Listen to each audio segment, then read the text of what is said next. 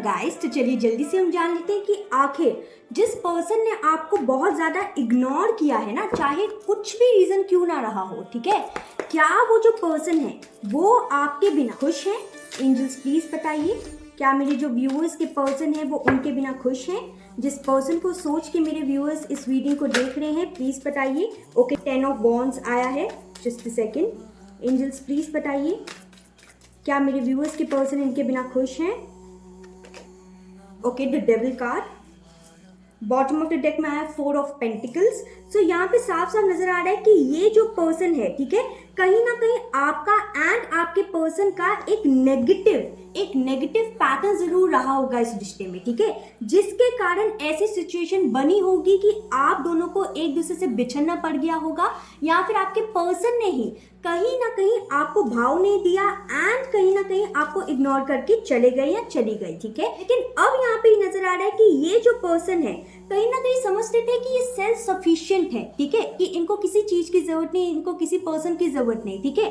लेकिन आपसे बिछड़ने के बाद इनको ये समझ में आ रहा है कि ये जो पैटर्न था अब उसको कहीं ना कहीं तोड़ना पड़ेगा, ठीक है। एंड यहाँ पे ये नजर आ रहा है कि जो पर्सन है पहले समझते थे कि ये जो रिश्ता है बहुत ज्यादा ओवरबर्डन वाला रिश्ता है, एंड कहीं ना कहीं इनको ऐसा लगता था कि अब आप दोनों कहीं ना कहीं इस रिलेशनशिप में स्ट्रगल कर रहे हैं, ठीक है, जिसके कारण इन्होंने आपको इग्नोर किया होगा, ब्लॉक किया होगा, या फिर आपकी लाइफ से चले गए होंगे, ठीक है।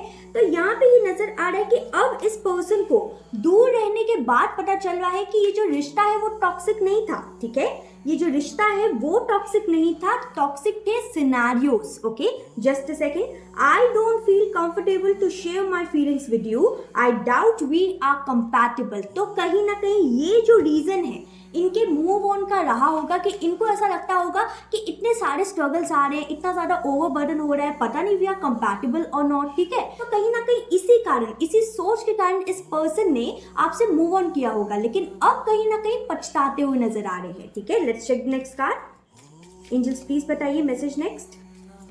Okay, this one.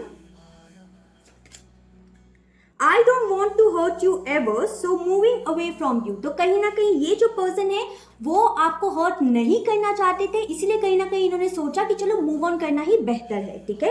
I am overly possessive for you, anger is just outcome. तो ये जो पर्सन है वो कहना चाहते हैं कि वो कहीं ना कहीं बहुत ज्यादा ही पोजेसिव है आपको लेके, एंड जिसके कारण कहीं ना कहीं एंगर जो होता है ना वो उनका बाहर आ जाता है एक आउटकम के थ्रू, ठीक है।